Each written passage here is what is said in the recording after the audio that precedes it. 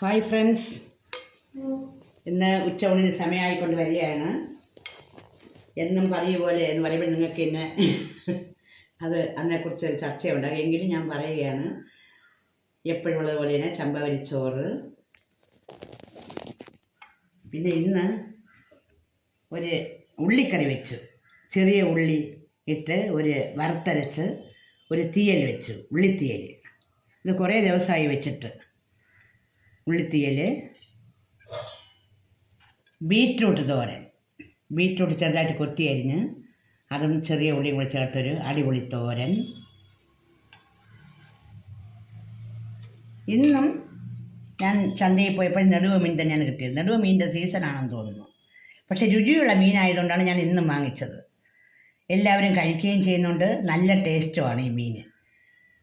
പഴയതുപോലെ തന്നെ മീൻ പുളിയിട്ട് മുളകും മല്ലിയും തേങ്ങയും കൂടെ ഒന്ന് ചൂടാക്കി നല്ലവണ്ണം വറ്റിച്ച് താളിച്ചെടുത്ത മീനാണ്. നല്ല ടേസ്റ്റുള്ള മീനാണ്. പിന്നെ നമ്മുടെ കൃഷി സ്ഥലത്തുനിന്ന് ഒരു കുല കൊണ്ടുവന്ന് പഴുപ്പിച്ചു. ആ പഴമാണ്, ചെറിയ പഴമാണ്, പക്ഷെ നല്ല മധുരമുള്ള പഴമാണ്. ഇത്രയൊക്കെ തന്നെയാണ് ഇന്നത്തെ എൻ്റെ ഭക്ഷണ രീതി. നിങ്ങളെല്ലാവരും ഇത് കണ്ടിരിക്കും.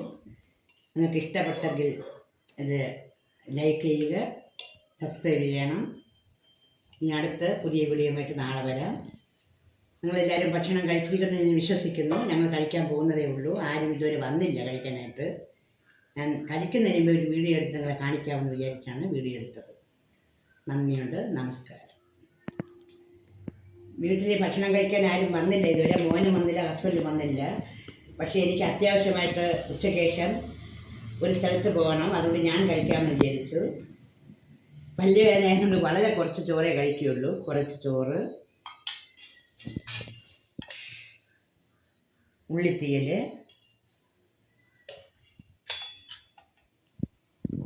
ബീറ്റ്റൂട്ട് തോരൻ,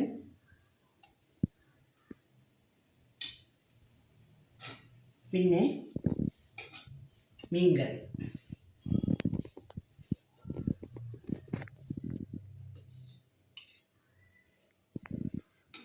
ഒരു 2 പഴവും കൂടെ എടുത്ത് വയ്ക്കാം.